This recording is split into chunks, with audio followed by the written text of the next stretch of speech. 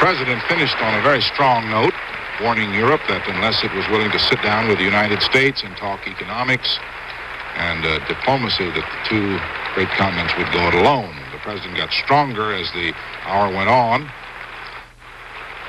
He is standing now with Mayor Daley. Mr. Clark of the Tribune Company obviously is going to make some presentation or acknowledge his presence and the questions and answers that he took and responded to in Chicago. The president is returning to Washington later this afternoon after a Republican reception in Chicago. Over the weekend, he goes out again to Nashville, Tennessee, and then next week to Houston, Texas. Here's the president again. I only asked the mayor to come up here because I just wanted to assure this audience that despite the fact that I at times may have appeared to be a bit partisan, I didn't intend to be at all.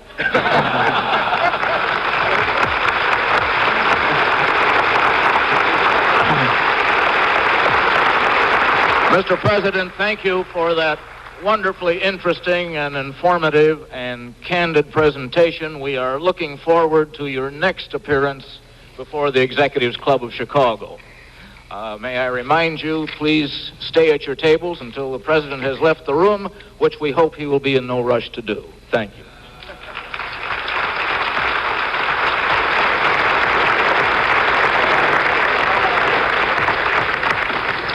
The reference, of course, to partisanship was a dig that the president got in earlier during the hour at the Republican senator from Illinois, Charles Percy.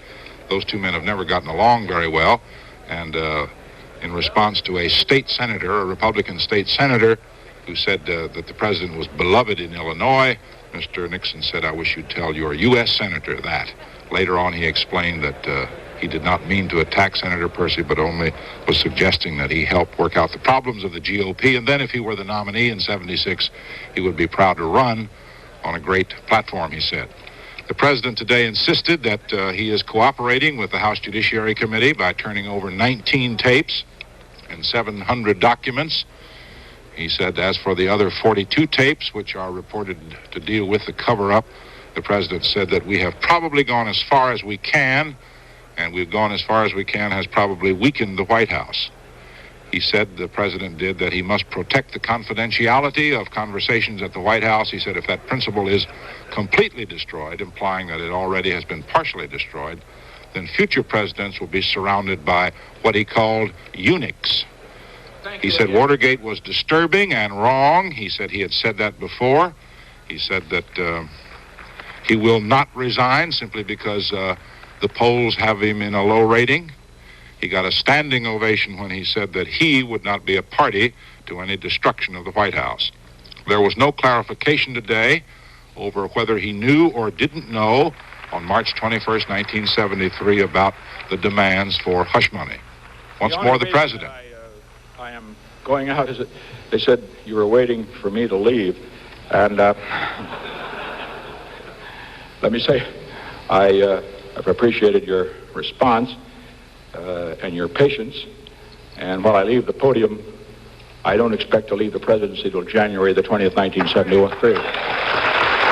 77.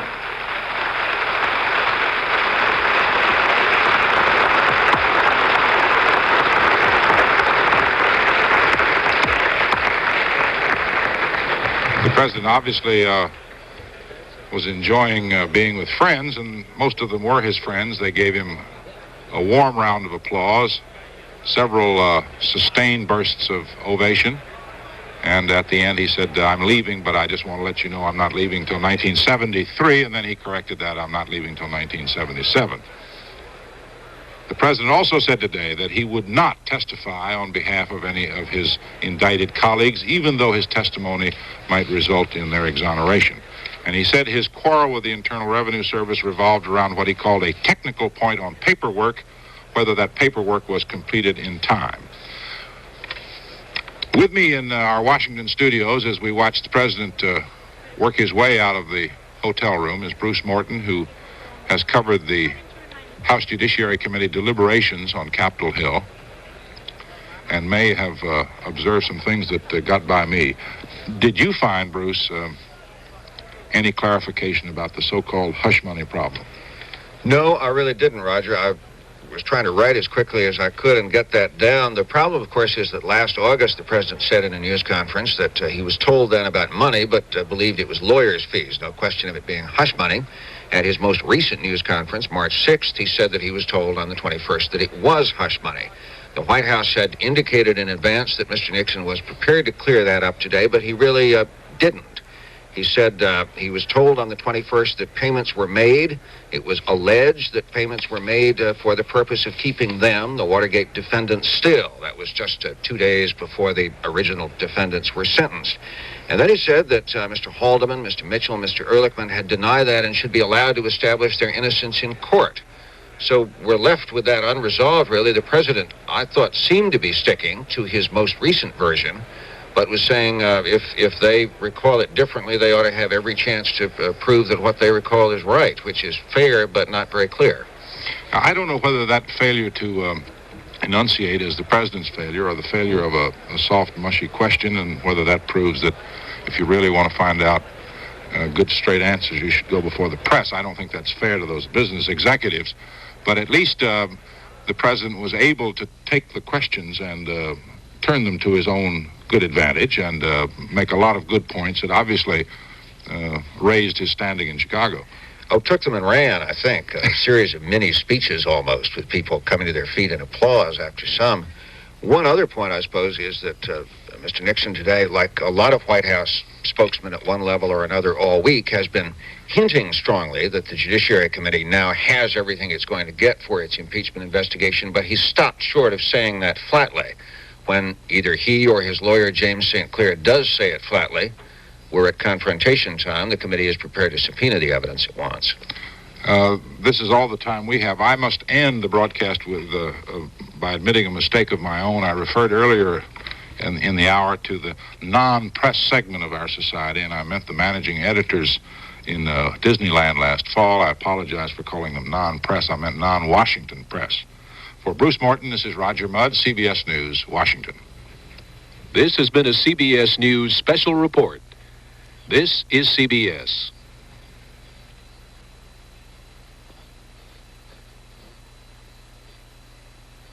Well, actually, in a sense, I have 10 children, like my mother.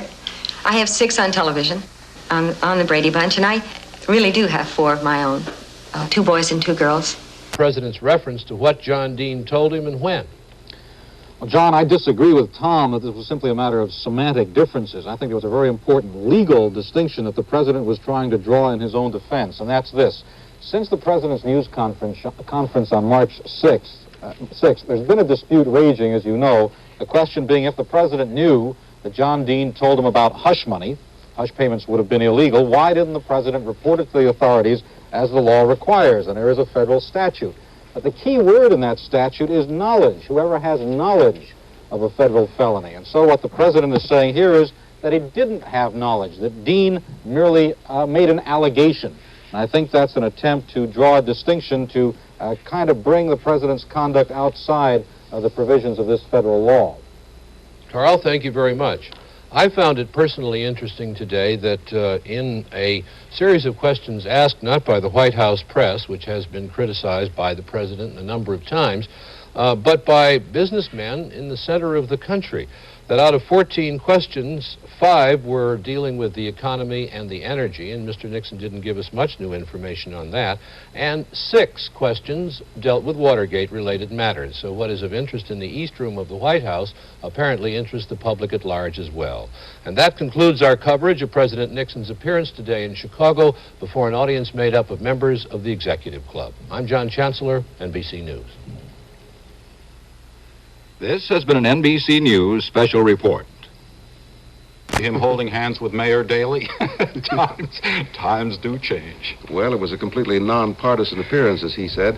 He was optimistic, optimistic about the end of the oil embargo, but as you pointed out, he did kind of warn the Arabs that no matter what happens as far as the oil situation is concerned, the United States is going to continue working the long-range interest of peace in the Middle East, and he made it clear that does not imply in any way abandonment of the State of Israel. Well, the President has concluded his remarks, answering the questions before the Executives Club of Chicago. He has another go at this sort of thing Tuesday night in Houston before the National Association of Broadcasters. Herb Kaplow, this is Frank Reynolds, ABC News, Washington. President Nixon's appearance came to you live from the Conrad Hilton Hotel in Chicago as a special report from ABC News. We now resume our regular program schedule following station identification. This is ABC. Before I buy anything for my family. But I must admit, my boys were the ones who introduced me to Tang. They wanted it because they loved the way Tang tastes. And when I saw all the vitamin C it contained, I had to say, okay. Now Tang fits right into my home. The astronauts aren't the only ones who drink Tang. Montgomery Ward's pocket calculator adds, subtracts, multiplies, divides, sensationally priced at $27.88. Efficient yet small enough to take anywhere. Ward's 8-digit electric adding machine with new credit balance system makes tax problems easy. Only $49.88 now at Montgomery Ward. For big jobs, Ward's Unitrex print calculator at $189.88 does it all. Figure on us. Montgomery Ward. For some questions not covered at the President's news conference, plus a report on the IRS investigation of Mr. Nixon's 1969 taxes, turn to Newsweek and nowhere else. The big news continues now on KNXT Channel 2.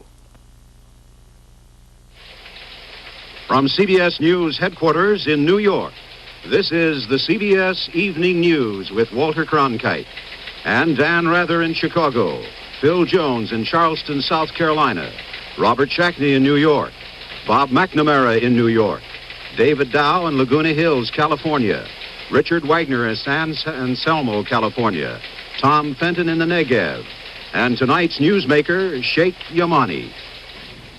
Good evening. The Arab oil ministers are gathering in Vienna tonight to decide finally whether to lift the embargo against the United States.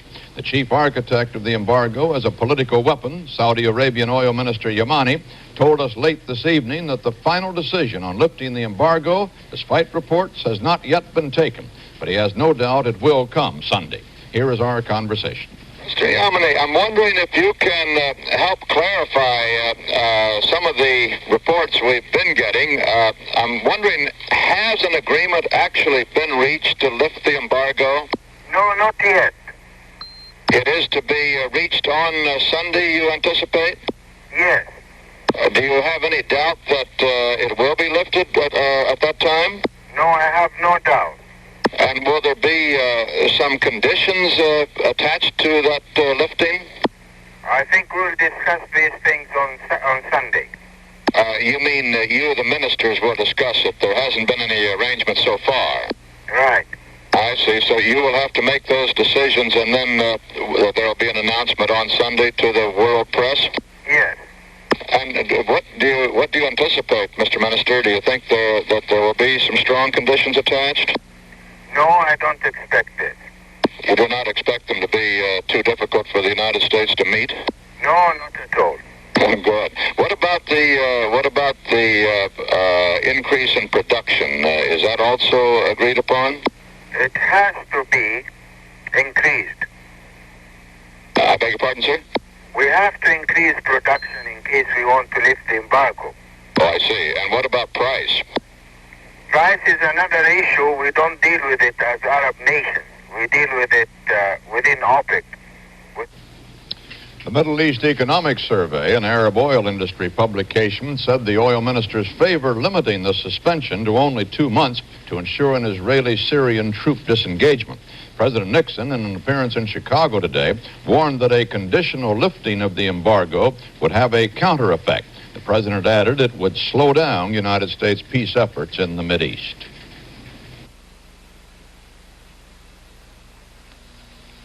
We're all trying to economize right now, but does economy have to be dull?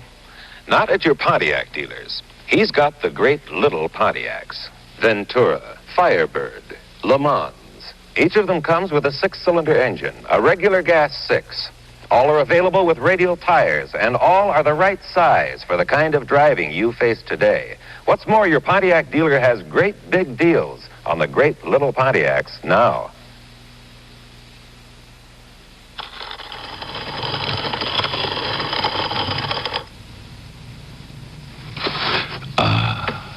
The look, the smell, the taste of fresh ground roast coffee.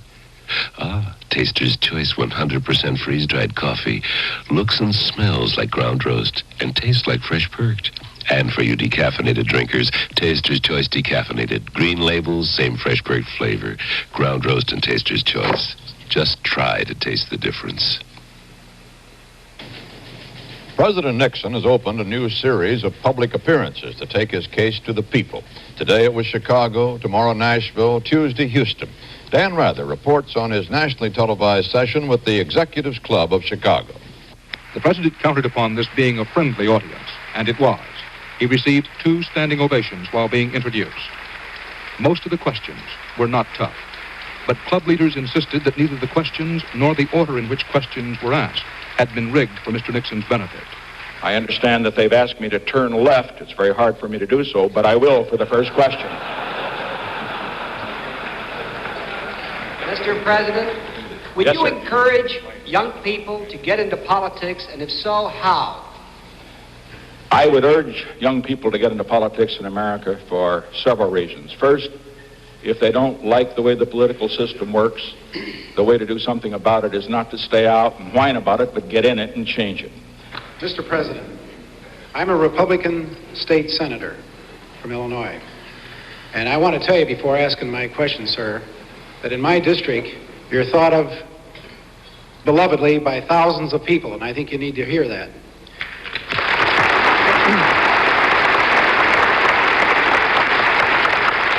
Perhaps you should tell your United States Senator that. That reference was to Illinois Senator Charles Percy, who was not present.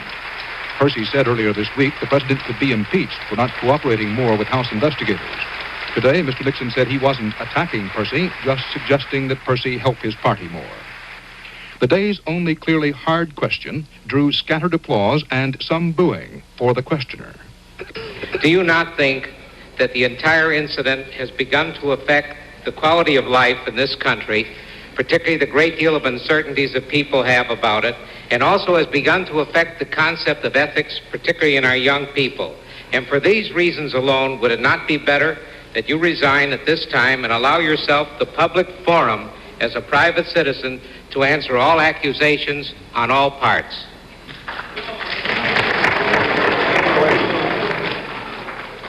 Now, ladies and gentlemen, that's a perfectly proper question, and it has been raised not only by the gentleman who asked it, but by several respected publications in this area, as well as in other parts of the country, and some members of the Congress as well. Let me respond to it first by saying that, of course, Watergate has had a disturbing effect not only on young people, but on other people. It was a wrong and very stupid action. From a personal standpoint, resignation is an easy cop-out. Resignation, of course, might satisfy some of my good, friendly partisans who would rather not have the problem of Watergate bothering them.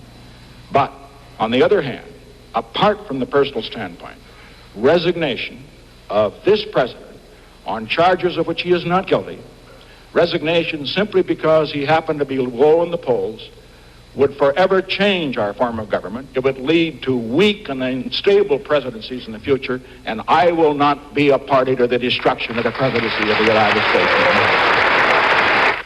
Before this session, presidential aides had said Mr. Nixon was prepared to clear up apparent discrepancies in what he has said during past news conferences about a Watergate hush money meeting. But the president today did not clear up those apparent discrepancies. He did reaffirm that he has no plans for releasing any more potential evidence to the House Impeachment Committee, and he said he would not appear in court to testify on behalf of indicted aides. Both refusals, he said, were based on a desire to protect the office of the presidency. On another subject, Mr. Nixon warned Western European nations they must cooperate more with the United States on matters such as dealing with Arab oil embargoes. And we cannot have in Europe, for example, confrontation on the economic and political front and cooperation on the security front.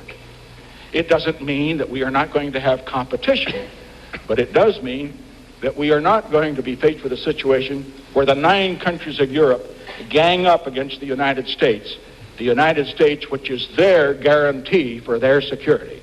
That we cannot have. At the finish, to the sound of sustained applause, the president held hands with Democratic Mayor Richard Daley.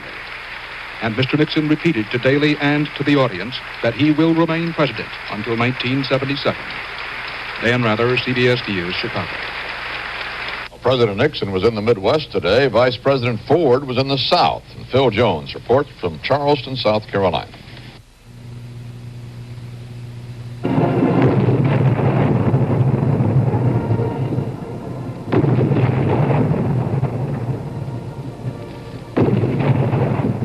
A 19-gun salute for the Vice President at the Citadel in Charleston, South Carolina. The 16th state he's visited since his designation, continuing his campaign of high visibility, but maintaining publicly he doesn't expect to be moving into the White House. Today, he received an honorary Doctor of Law degree from the Citadel. Earlier at a news conference, Ford issued a strong attack against the staff of the House Judiciary Committee.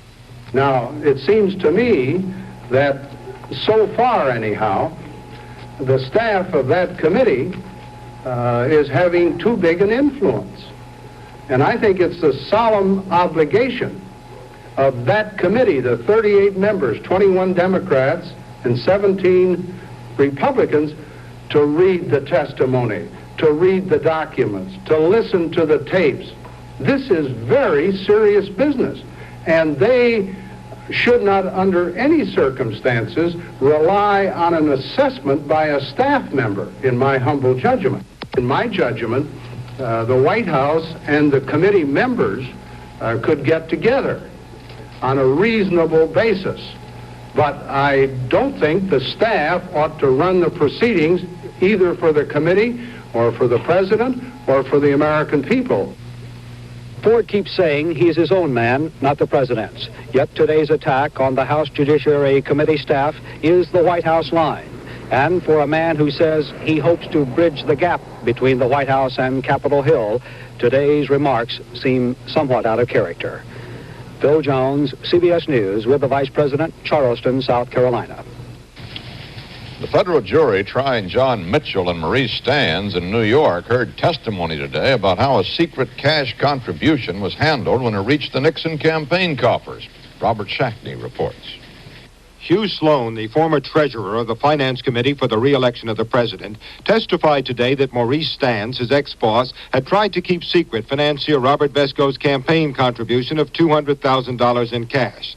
That when Stans gave Sloan Vesco's bank bag full of currency, he told him it had been given through John Mitchell to list it under Mitchell's initials. Later, Sloan went on, Stans had him destroy all records of the transaction. There were two other witnesses with potentially damaging testimony today. The former Associate Director of the FBI, W. Mark Felt, told the court that John Mitchell, while still Attorney General, had used the FBI to help Vesco, once sending a message through FBI channels to the American Embassy in Lebanon, stating that Vesco was highly regarded by the Attorney General and the administration. Also on the stand today, investment banker Daniel Hofgren with testimony relating to perjury. Telling what he knew of Vesco's contribution, he contradicted what both defendants had told the grand jury. From the prosecution point of view, today's witnesses were extremely important. Unlike some previous government witnesses, their credibility couldn't be so easily attacked. And if the jury believes what it was told, then the government has gone a long way toward proving some of its perjury charges. Robert Shackney, CBS News, New York.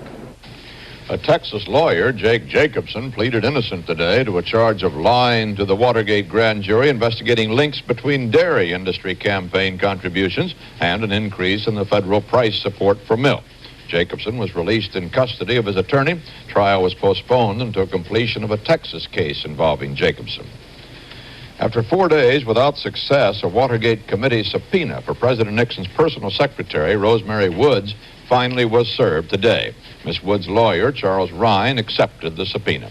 The Senate committee reportedly wants to question her under oath about a $100,000 campaign contribution from Howard Hughes, which was accepted by Bibi Rebozo, the president's close friend.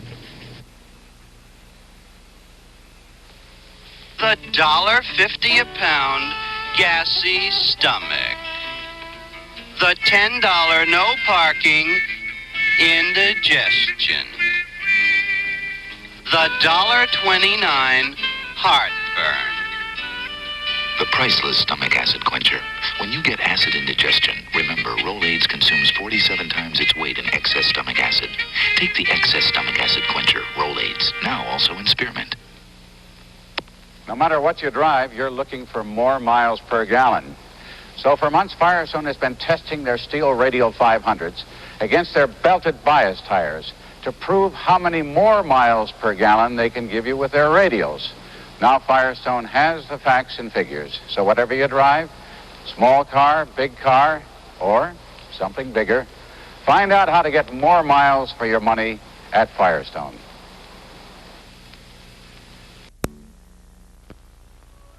There is a sports car that handles unlike any other car in this world.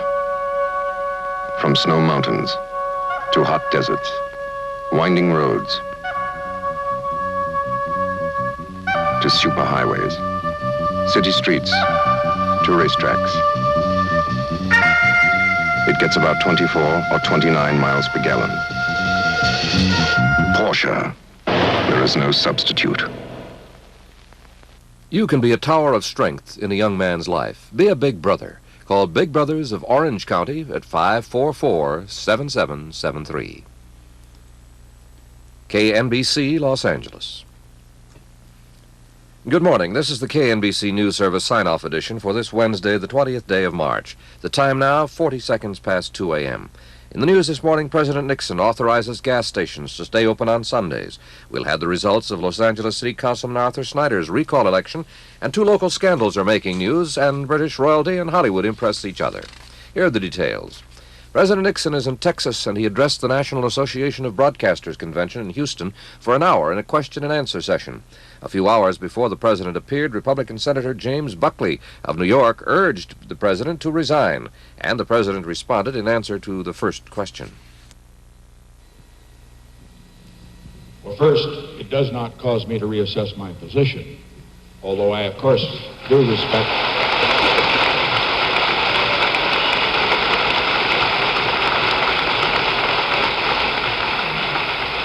I do respect the point of view expressed by the senator and by others, perhaps some sitting here who share that view.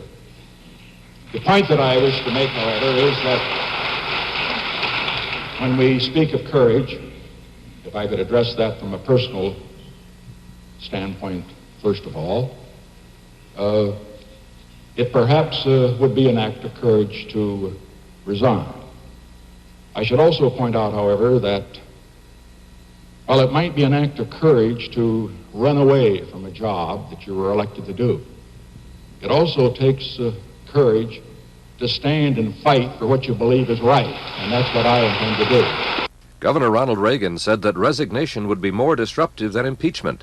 Vice President Gerald Ford and Senator Barry Goldwater also voiced opposition to such a move. President Nixon answered questions regarding the economy, inflation, and the Middle East, but drew heaviest applause in his opening statement dealing with the end of the Arab oil embargo and the easing of the gasoline crisis.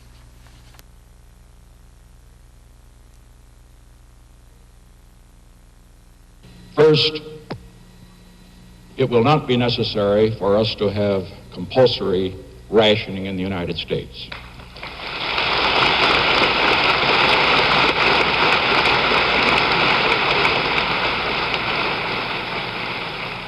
And second, effective this Sunday, I have rescinded the order which closes all service stations on Sunday.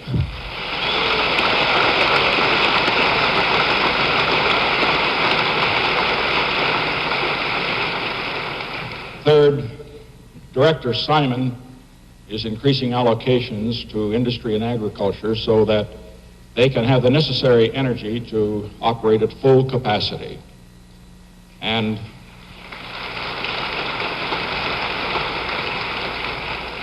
fourth, with regard to those gasoline lines which have troubled us in several places in the country, we will now be able to allocate additional gasoline with the purpose of diminishing the lines, and we hope eventually eliminating them. President Nixon pointed out that gasoline prices will stay high because imported oil costs more than domestic oil. Standard Oil of California has already announced that from now on, its 235 company-operated stations will be open on Sundays. This was in response to a plea from Governor Reagan, who complained that Sunday closing was fouling up the state's odd-even gasoline purchase program. The order to open on Sundays will affect about 90 Standard stations in the Los Angeles area. And there's another story affecting local transportation. The Rapid Transit District people have voted to accept financial backing for a 25-cent bus fare starting April 1st. The backing comes from the county supervisors after they have been assured that federal revenue-sharing funds can be used to finance the program. The flat 25-cent fare will take you anywhere in the county on a single bus. The request to appear on nationwide television made by 2 jailed members of the Symbionese Liberation Army has been turned down. Judge Sam Hall of Martinez, California, said he's afraid that such an appearance by Joseph Ramiro and Russell Little could make it impossible for them to receive a fair trial. They're charged with the murder of Oakland School Superintendent Marcus Foster. Randolph Hearst said he was disappointed in the judge's decision, since Ramiro and Little had said that they would make suggestions for the release of his kidnapped daughter, Patricia. But Karen, good for you. $1,985. What a jackpot that is. Only 8 players left. Find that riddle. One. Could it be Ernest? No, sorry. I'm worth $105. All right, Ernest. And this is my clue. I got plugged by a smart operator. Who am I? What am I? Sorry. I got plugged by a smart operator. What am I? A switchboard. Yeah, simple. Don't buy by weight alone. It's the number of washings that count, and Snowy delivers 2 to 1.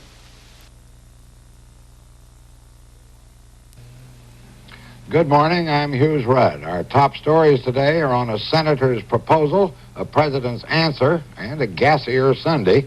We'll be going to Houston in a couple of minutes to see and talk about some of the things President Nixon said there last night. We'll hear what one Republican senator has to say about the president and his problems.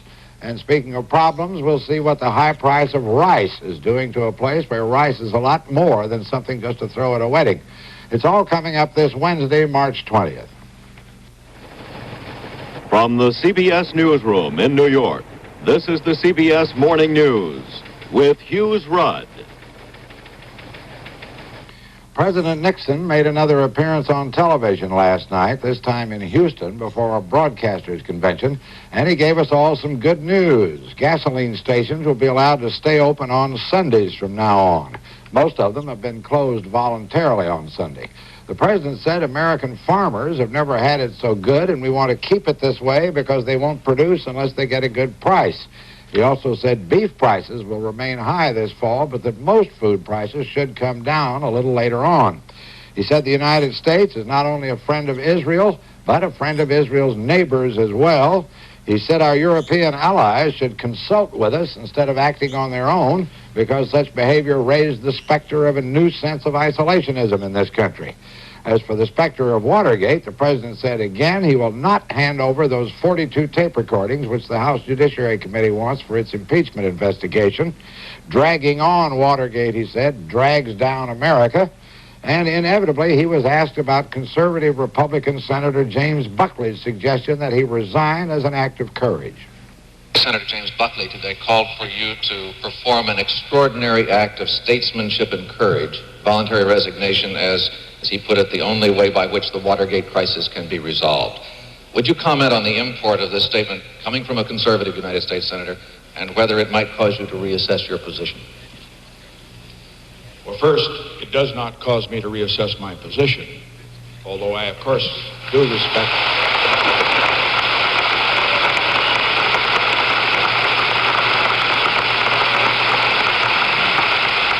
I do respect the point of view expressed by the senator and by others, perhaps some sitting here, who share that view. The point that I wish to make, however, is that when we speak of courage, if I could address that from a personal standpoint, first of all, it perhaps would be an act of courage to resign. I should also point out, however, that while it might be an act of courage to run away from a job that you were elected to do, it also takes courage to stand and fight for what you believe is right, and that's what I intend to do. In recent days, you have in effect attempted to define the limits of the House Judiciary Committee investigation, what evidence that they have access to.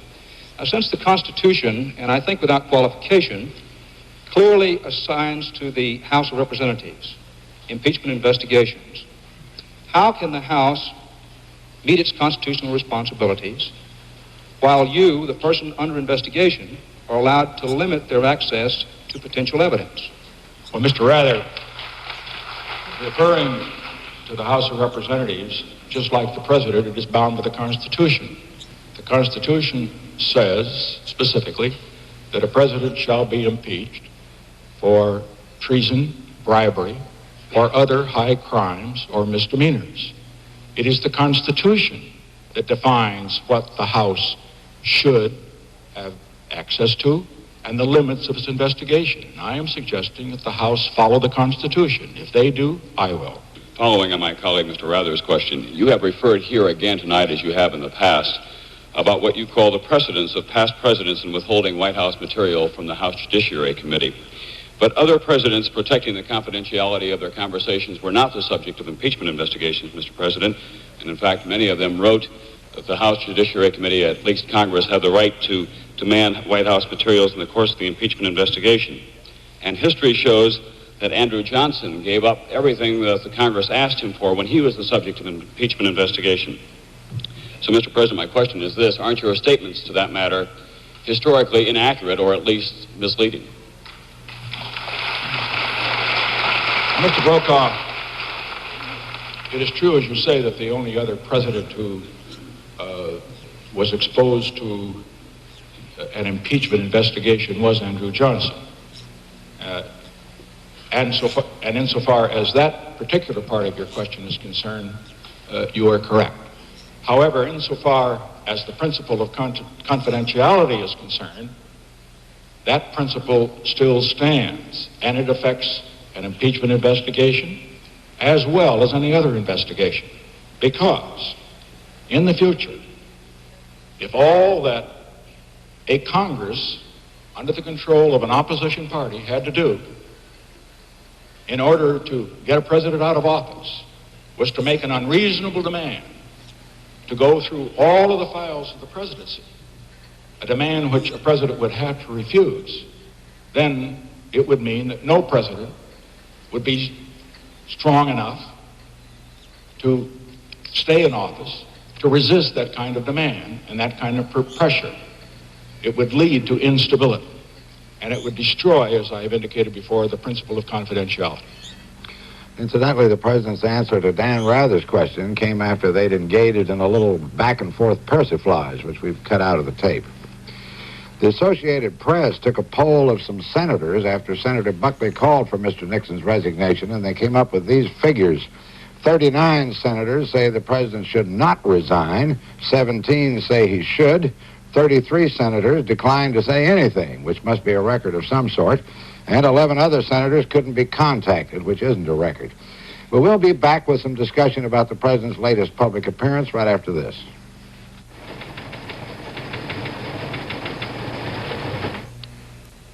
The time now, 7 minutes past the hour.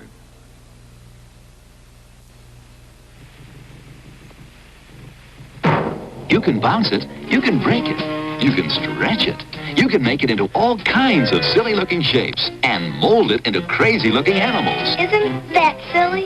It's Silly Putty. Flatten Silly Putty into a pancake and press it down on a picture in a newspaper or a comic strip. And look, it picks up the picture in full color. Stretch it, and you make a silly picture even sillier. Silly Putty comes in a shell shaped like an egg. Nothing else is Silly Putty.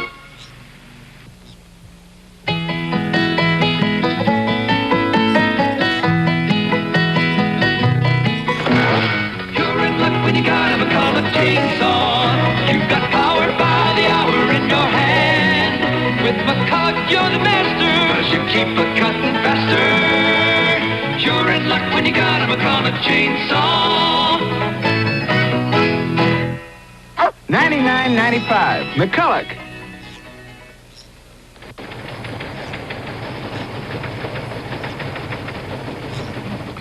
Most of the people in that give and take with President Nixon last night in Houston usually don't get to see the president any more than most of us do, which means on television. But some of the sharpest questions last night came from the people who are with Mr. Nixon regularly, the White House press people. And some of them are with us right now down in Houston at KHOU-TV, and they're our own Dan Rather, Robert Pierpoint, and a couple of guests, Elizabeth Drew of the New Yorker magazine and Fred Zimmerman of the Wall Street Journal. Good morning, all.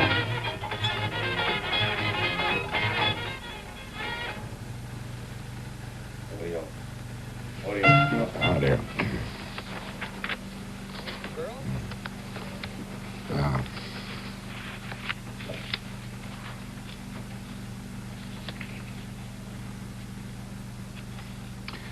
Well, clearly we're having some trouble between here and Houston. We'll try for them again later.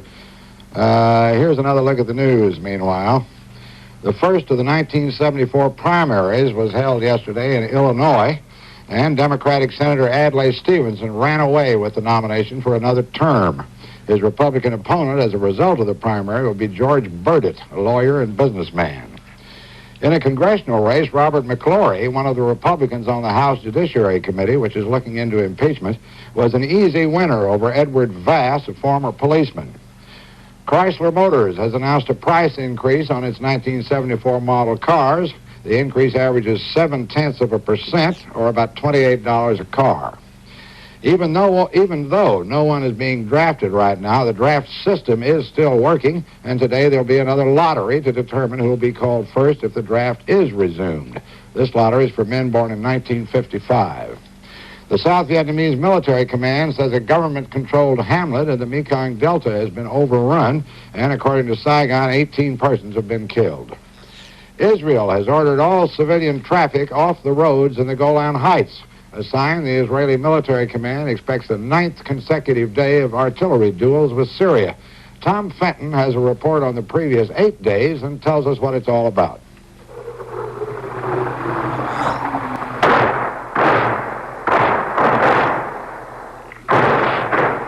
The Syrian guns opened fire first. Israeli gunners held their fire for half an hour.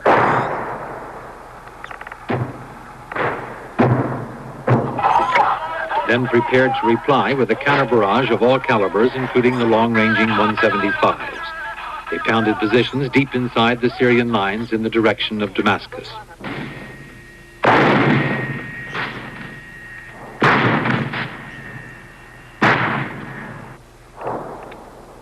Syrian fire was first directed at the northern end of the salient captured by Israeli forces in the October War. Shells rained down on Israeli positions in the abandoned Syrian town of Mazrat Bet-Jan. There were Israeli casualties as the exchanges ranged over most of the front throughout the day. Some Israeli batteries were forced to shift their positions. The Israelis described it as the most concentrated shelling since the war. It now appears to the Israelis that the Syrians are waging at least a limited war of attrition, with the aim apparently of pressuring Israel into a speedy disengagement from territory captured in the past 2 wars. The Syrians lost one means of pressure when most of the Arab oil-producing countries agreed to lift the oil embargo against the United States. There are no signs that military pressure will be any more effective. Prime Minister Golda Meir repeated again this week that Israeli troops may withdraw from the territory captured in the October War, but will remain on the strategically important Golan Heights captured in the 6-day war. Tom Fenton, CBS News, Israel. And we'll be back right after this.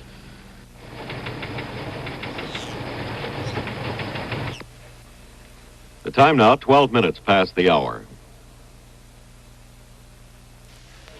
My family came over in the Mayflower, a shakedown cruise, of course, so I know what a job it is to feed a large family. I wish Mumsy had known about these delicious dishes. Lasagna, chili macaroni, chuck wagon stew. Might I see a label? Wouldn't you know? Hamburger booster dinners from Globe A1. Serve 6. Just add hamburger. How nice. Globe A1 gives you so much more for your money. Uh-oh, the automatic transmission in your bright, beautiful Olds is on the blink, and he thinks you look like lunch. AMCO has serviced over 300,000 Oldsmobiles, 3 million automatic transmissions in all. More proof. Nobody knows your automatic transmission better than AMCO. AA, MCO. This announcement was brought to you by the AMCO dealers of Southern California. See the yellow pages or white pages for the address of an AMCO center nearest you. Oh yes, they're open Saturdays. Montgomery Ward's big enameled steel cabinet is sale priced now at just $24.88. Ward's handy base cabinet fits anywhere, and it's sale priced today at just $29.88. This 5-foot steel wardrobe is budget priced at just $34.88. And perfect to store all of your extra clothes.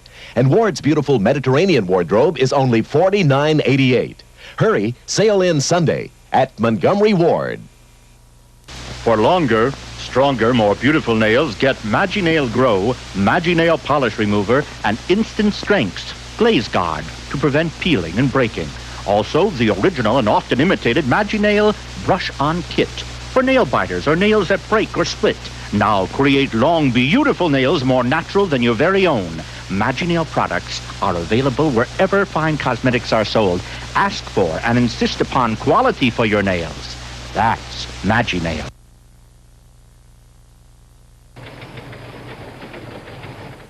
We're going to make another attempt at the electronic wizardry and try to go down to KHOU-TV in Houston, where our own Dan Rather and Robert Pierpont are waiting, along with Elizabeth Drew of the New Yorker Magazine and Fred Zimmerman of the Wall Street Journal, waiting very patiently. Good morning, all. Good morning, Hughes. I think the humidity got some of our wires here out of Houston. Bob Pierpont, in your judgment, what was the most important point in last night's news conference? Well, I think what the president was attempting to do is fairly obvious. He was attempting to gain support for his view that Watergate is not going to take him out of office, that he is an active, effective president, and he wants the public to gather support for him and in turn pressure the Congress so that it won't vote impeachment. Now, whether he picked up any points last night is, I suppose, debatable. He seemed to be in a very friendly audience. He made a number of cracks at the press, which the audience seemed to enjoy and appreciate. There were several questions that he did not answer. He did not, for instance, say what happens if the House issues a subpoena for materials that he has refused to give them. Will he honor the subpoena? He did not really clarify what John Dean told him on March 21st about the hush money payments and what he did about it. But generally speaking, I thought he came across as a strong, determined man who will not resign from office, who will stay and fight it out. Elizabeth Drew, journalist, commentator, currently writing a series of articles for the New Yorker, experienced Washington reporter. What are the dynamics underway now, in your judgment, between the president and the House Judiciary Committee? Well, Dan, he's carrying out a rather deadly struggle with the committee. And on this platform, as he did in Chicago, what he's doing is defining in his terms what the committee is doing. He talks about the committee sending out, last night he had a new one, sending up a U-Haul, a trailer for all the material that it wants. He talks about the huge amount of material it's asked for, fishing licenses, hunting licenses, and so on. The committee has, on a bipartisan basis, made a very specific request for certain material it thinks is necessary. The president is asserting that this would be too much, it would damage the presidency, and he has not flatly said he wouldn't turn it over, but he's indicated that he wouldn't.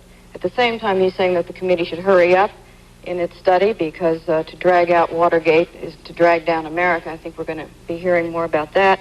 On the other hand, he's saying that they should study the material before he gives it to them. And one of the real questions is whether this tactic is going to work. One will be in the form of public opinion, whether he will be able to make his point. The other will be legally. Perhaps he will be able to continue to hold out this material and block a full impeachment inquiry. Then I don't know what happens. Fred Zimmerman with the Wall Street Journal.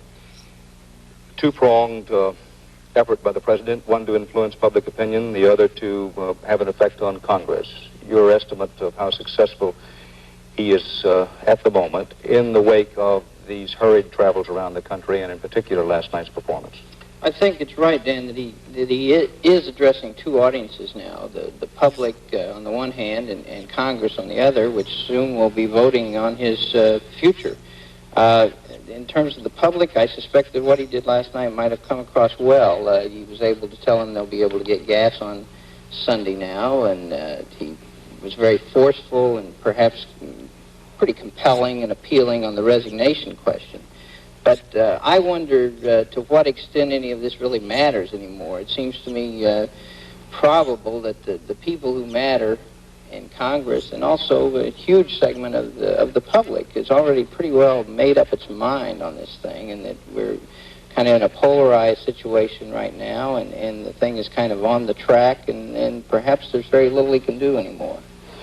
One point perhaps we should mention that the President did reduce a bit his antagonistic language toward nations of Western Europe, at least a little backing off from his position up this past Friday. But back to the Watergate matter and where the House Judiciary Committee is and the Senate. Elizabeth Drew, what would be the effect, in your judgment, of Senator James Buckley's announcement of yesterday? Now, the President said last night, in effect, it is not going to have any effect on me. Well, he makes a very strong argument against resigning, and says that instead of that would weaken the presidency, that the president shouldn't resign because they're low in the polls or because charges have been made. And I can't have any disagreement with that. Of course, Watergate is not a question of just being low in the polls or charges being made. But the president said that the real process, there is a process in the Constitution, it's called impeachment. And I felt he did not give an answer to your question last night, which is, what are you going to do if the person being investigated tries to draw limits around what is being investigated and the material he's going to turn over? Now, the Congress can't go down and arrest him. It doesn't have as large an army as he does. And if he does, in fact, insist on holding out on what they consider to be critical material, no matter what public opinion says or what, it could really hold up this process. And he, as you pointed out, he has said, I have given them everything that the special prosecutor got. But he gave the special prosecutor some things they did not want, and there's a great deal that the special prosecutor needed, not just in the Watergate break-in and cover-up. There are a lot of subjects in this whole area that they have not gotten, having to do with the plumbers and a lot of other cases, too. So he could really, in effect, draw a line on his own investigation. It seems to me, Dan, that what the president is doing, in a sense, is addressing almost the wrong audience, because these are complex issues, many of them legal issues, which the average person or even the average reporter doesn't quite follow and understand. But the congressmen on that House Judiciary Committee are all lawyers. They understand very well what the president is saying, and they further understand when he refuses to cooperate with them. And it seems to me what is happening is that while the public may be to some extent convinced by what the president says and does in these trips around the country, that in fact he is losing the most important audience, that is the Republicans or the conservatives on the Judiciary Committee and in the House themselves. That is, those men who are going to have to vote the crucial issues are listening to him and watching him, and from what I've been able to learn, they're increasingly disenchanted, and the chances for impeachment are going up every day. Fred Zimmerman, the president, as I understand it, still has not answered the basic question of why he has told at least two different stories about what happened in the now famed March 21st so-called hush money meeting. Is that a fair assessment, and how important is this going to be?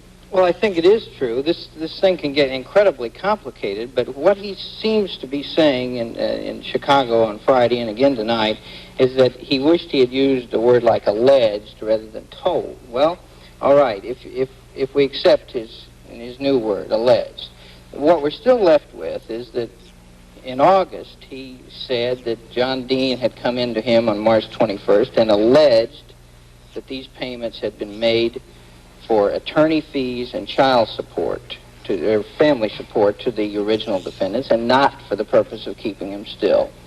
That's story A. Story B is that on March 6th he says that John Dean alleged to him that the payments had been made to keep them quiet. So the discrepancy between his two accounts of that crucial meeting still remain, and nothing he said last night cleared it up for me. And also, it seems to me there's one other big issue. That is, whatever he learned on March 21st, what did he do about it? Right.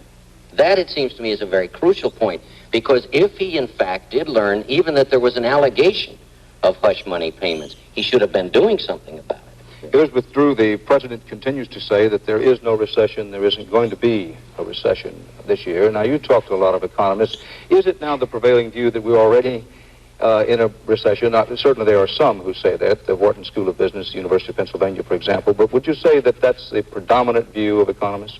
Well, I think you're overestimating the number of conversations I have with economists.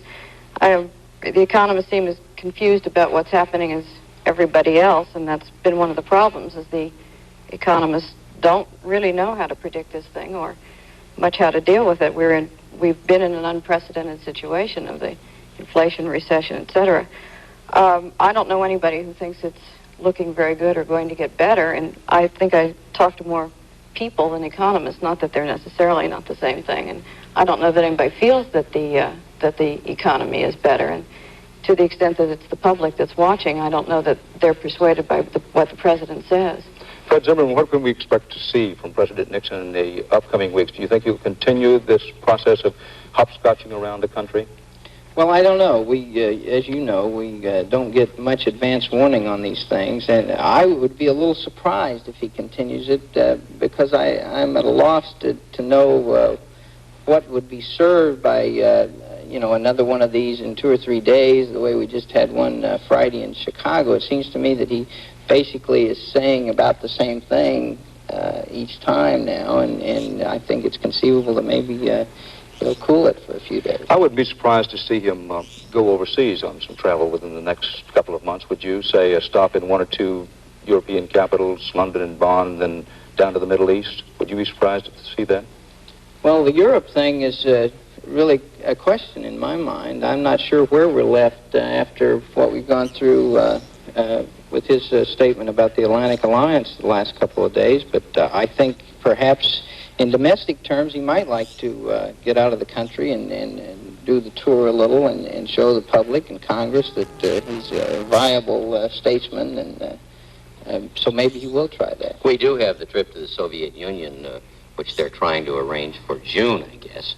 That would be, in a sense, a plus for him if he could go there and sign another nuclear treaty of some kind to restrict nuclear weapons.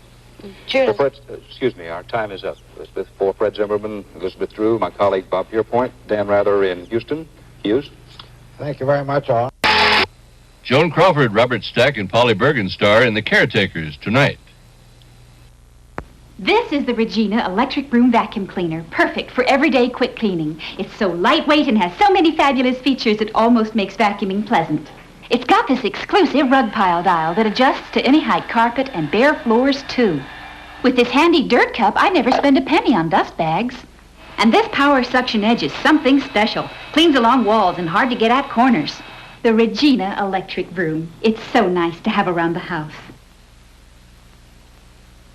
Acupuncture for Animals, a special report on the news at 6. From New York, this is NBC News with Edwin Newman. My one-a-day girl loves the outdoors as much as the kids do. And she's smart, too. She knows most women need extra iron. To be sure she gets it, the only thing she trusts is one-a-day brand multiple vitamins plus iron. 10 vitamins plus iron. All the extra iron most women need to help stay healthy. So she's a one-a-day girl. Shouldn't you be a one-a-day girl, too? One-a-day girl. Good afternoon. Chet Huntley died this morning. He had been undergoing treatment for cancer for some months, and he had been operated on in January. He was 62. His death was announced by his wife, Tippy, at their home in Bozeman, Montana. For those of us at NBC, Chet Huntley's death is, of course, more than just news. He was a big part of our lives, as he was of the life of this country. He was our anchor man, and for many of us, he was a friend. NBC Nightly News will devote a part of its program tonight to Chet Huntley, and Frank McGee will have something to say about Chet on the Today program tomorrow morning. Lawyers for H.R. Haldeman today went into court to keep the Watergate grand jury report on President Nixon from going to the House Judiciary Committee. On Monday, Judge John Sirica said he would pass the report to the House Committee. Sirica allowed 2 days for appeals against that by President Nixon or by defendants in Watergate cases. Haldeman is a defendant. His lawyers said that giving the report to the Judiciary Committee might lead to its being made public. If that happened, Haldeman's lawyers said, news organizations will not hesitate to evaluate the alleged facts, and the defendants will stand convicted before their stories are told. Haldeman's appeal went to the Court of Appeals in Washington. When that court will act on it has not been indicated. President Nixon's friend, Bibi Rebozo, testified in closed session this morning before the Senate Watergate Committee. Rebozo is being questioned about a contribution of $100,000 by Howard Hughes to the Nixon re-election campaign. The FBI announces that it has recovered $190,000 of the $200,000 paid to the kidnappers of Eunice Kronholm, the wife of a banker in St. Paul, Minnesota. The money was found in the garage of a house in Burnsville, Minnesota, where the FBI says Mrs. Kronholm was being held captive. In Indianapolis Airport today, a man went to the TWA counter, held a knife to the throat of a woman ticket agent, and demanded $1 million and an airliner. A security guard shot the man dead. The ticket agent was cut by the knife, but apparently not seriously injured. It's announced that in 1973, the American balance of payments, the excess of exports over imports, was $1.2 billion. That's in contrast to a deficit of almost $10 billion in 1972. The Soviet Union says that one of its helicopters lost its bearings last Thursday and landed in the Chinese province of Xinjiang. The Soviet news agency says the incident was reported to the Chinese, and they were asked to see that the helicopter and its crew of 3 were located and returned, but so far the Chinese have not replied. Police in Northern Ireland today accidentally shot and killed 2 British soldiers and wounded 2 others. Evidently, the police mistook the soldiers for terrorists. Edwin Newman, NBC News, New York.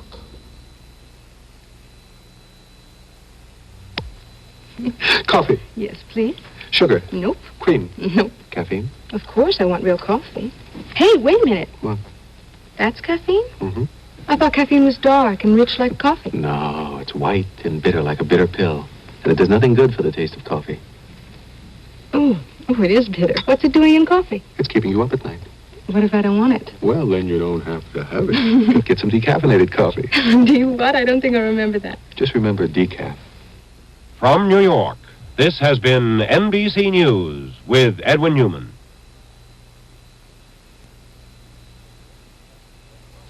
Joan Crawford, Robert Stack, and Polly Bergen star in The Caretakers tonight. Are you fed up with today's food prices?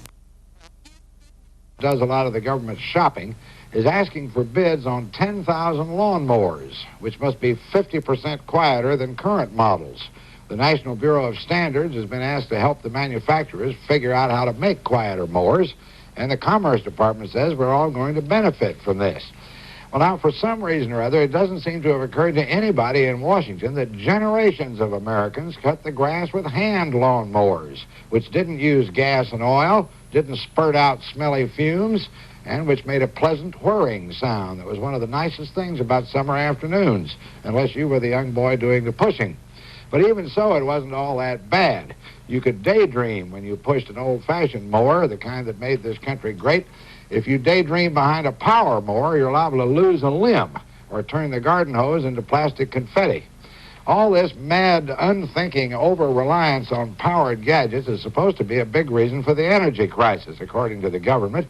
And yet, here's the government passing up a splendid opportunity to do away with a whole passel of powered gadgets.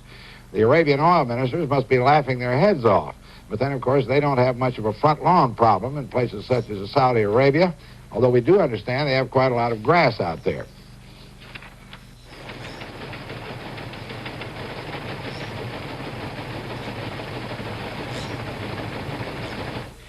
The time now exactly 32 minutes past the hour. This is CBS. You see it all over. Red Carpet Realtors' sign of integrity. The reason is what Red Carpet puts behind their sign. Each representative is trained in real estate financing, property evaluation, and merchandising techniques. Each has the benefit of Red Carpet's referral system.